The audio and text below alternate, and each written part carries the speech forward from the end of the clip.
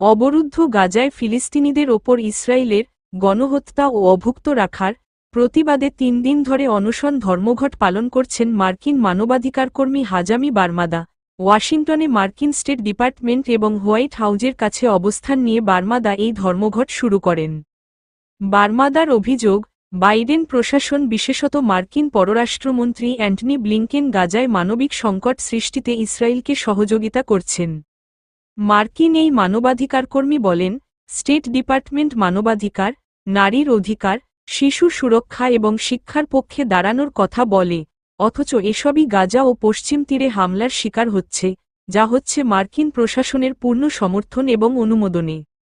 মার্কিন অস্ত্র ইসরায়েলের কাছে সরবরাহ করা হচ্ছে, যা নিরীহ বেসামরিক লোকদের হত্যা এবং শিশুদের অভুক্ত রাখার কাজে ব্যবহৃত হচ্ছে বলেও উল্লেখ করেন বারমাদা।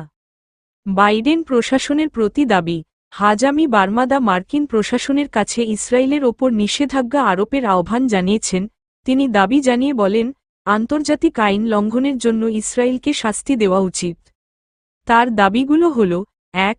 মানবাধিকার লঙ্ঘনের জন্য ইসরায়েলকে নিষেধাজ্ঞার আওতায় আনা। ২.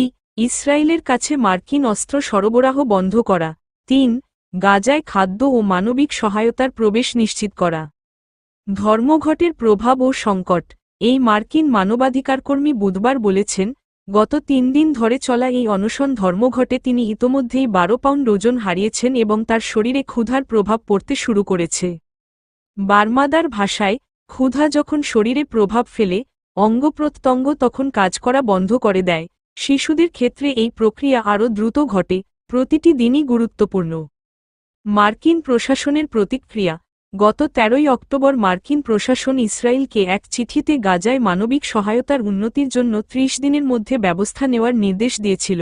নির্দেশনা অনুযায়ী, প্রতিদিন কমপক্ষে ৩৫০টি ত্রাণ ট্রাক গাজায় প্রবেশ করাতে হবে এবং ইউএনআরডব্লিউএ কার্যক্রম নিষিদ্ধ করার মতো আইন কার্যকর করা থেকে বিরত থাকতে হবে।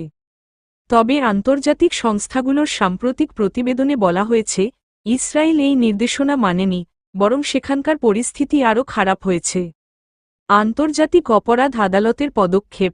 গত সপ্তাহে আন্তর্জাতিক অপরাধ আদালত আইসিসি ইসরায়েলের প্রধানমন্ত্রী বেনিয়ামিন নেতানিয়াহু এবং তার সাবেক প্রতিরক্ষামন্ত্রী ইয়োব গ্যালান্টের বিরুদ্ধে মানবতাবিরোধী অপরাধ এবং যুদ্ধাপরাধের অভিযোগে গ্রেফতারি পরোয়ানা জারি করেছে। যদিও তা দম্ভভরে প্রত্যাখ্যান করেছে ইসরায়েল ও তার পরম মিত্র বাইডেন প্রশাসন। এ নিয়ে বারমাদা বলেন, ৪১৭ দিনেরও বেশি সময় ধরে বাইডেন প্রশাসন গাজায় ইসরায়েলি গণহত্যা সমর্থন করেছে। এখন সময় এসেছে বলার যে, আর নয়, আমাদের কিছু হারানোর নেই। চলমান এই অনশন ধর্মঘটের মাধ্যমে বারমাদা বিশ্বব্যাপী সচেতনতা বৃদ্ধির চেষ্টা করছেন, যাতে বাইডেন প্রশাসন দ্রুত পদক্ষেপ নেয়। সূত্র, আনাদোলু এজেন্সি।